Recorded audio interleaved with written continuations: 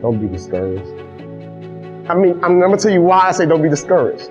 I heard about this young girl named Simone Biles. Yeah. And I found out about Simone Biles. Not only is she flipping and tumbling and doing all these amazing things, I'm thinking like, man, her mom and dad must have had her training when she was like 3 or 4, and it was like, actually, no, her mom and dad's not in her life.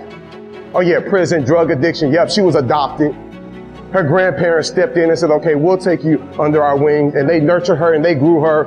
And now she got gold all around her neck. But I'm thinking like, this is weird though. Like, she didn't come from a family of gymnasts. She came from a family of drug and alcohol abuse, like people who were struggling, like prison, like she came. How do you come from that, but you winning gold medals representing your country? Because she was willing to put the work in.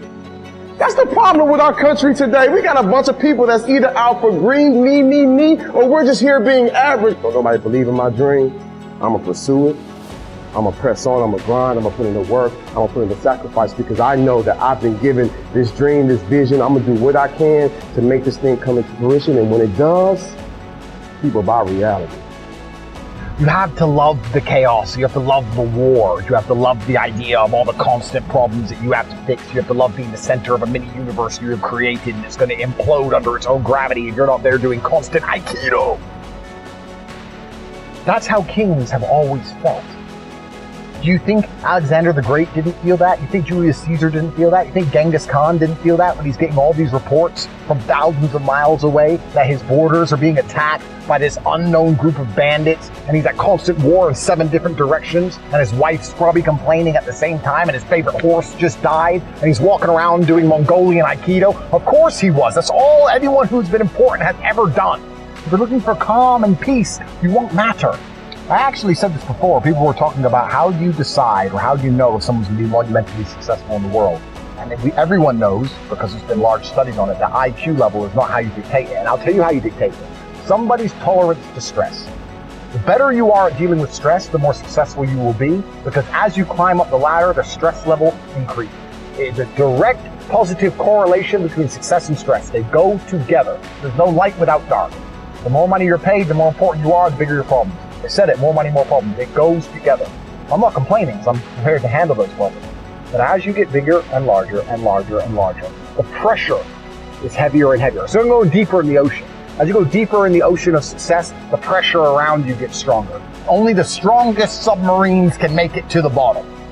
When was the last time you told yourself, this is not the end result? This is not where I want to be. This is not the end of my story. This is just the beginning. Tell yourself I will fight until I get to that mark in my life where I can look back and say, look what I went through. I went through all this hell to get to my glory. Every battle that I went through, I fought with everything I had. When I couldn't eat, when I had no friends, when nobody had my back, but God, this is not the end of my story. When I was fired from my job, when I was kicked out of my home, when everybody left, I didn't give up. Now I will give back to those who are hurting, those who are without. I will inspire them to get back up and to keep fighting, because we all have a purpose in life. There's a simple meaning for why you were created.